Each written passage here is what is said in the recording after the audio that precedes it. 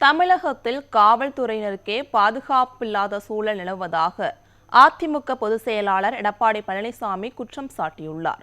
சேலம் மாவட்டம் வாழப்பாடியில் பிரச்சாரம் மேற்கொண்ட அதிமுக பொதுச் செயலாளர் எடப்பாடி பழனிசாமிக்கு கட்சி தொண்டர்கள் மற்றும் பொதுமக்கள் உற்சாக வரவேற்பளித்தனர்.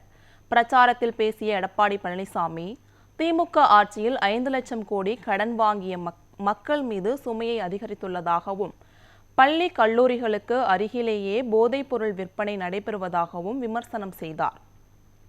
திமுகவிற்கு இந்த சட்டமன்ற தேர்தல்தான் இறுதி தேர்தல் என்று தெரிவித்த அவர், தமிழ்நாட்டில் முதலமைச்சராக அனைவருக்கும் உரிமை உண்டு என்று தெரிவித்தார்.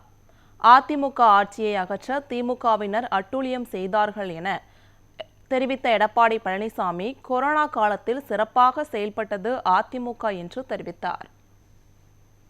இந்த ஆட்சி வந்த பிறகு சட்ட ஒழுங்கு அடியோடு சீர்குலைந்து விட்டது. இன்றைக்கு சட்ட ஒழுங்கு சந்தி சிரிக்கின்ற அளவிற்கு இன்றைக்கு நிலைமை மாறி போச்சு.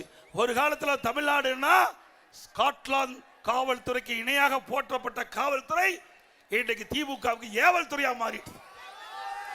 காவலருக்கே பாதுகாப்பு இல்ல, காவலருக்கு பாதுகாப்பு இல்ல.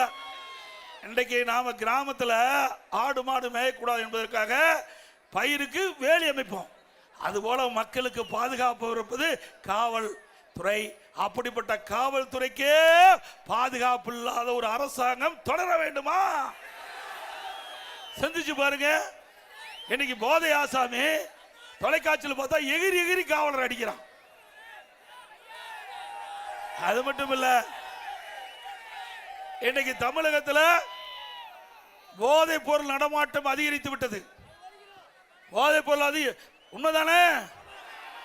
எது கிடைக்குதோ இல்லையோ, கஞ்சா எல்லா இடத்துலையும் கிடைக்குது. கிடைக்குதுல்ல? உண்மைதானே? இன்றைக்கு இந்த கஞ்சா போதை பொருள் பல வடிவத்தில் விற்பனை ஆகுது. திரவ வடிவத்தில் வருதுங்கிறாங்க, சாக்லேட்டில் வருதுங்கிறாங்க, அப்புறம் ஊசி மூலமாக இந்த கஞ்சா மாற்றப்பட்டு வருவதா சொல்றாங்க. இப்படி கஞ்சா விற்பனை தமிழகத்தில் அமோகமாக நடக்குது.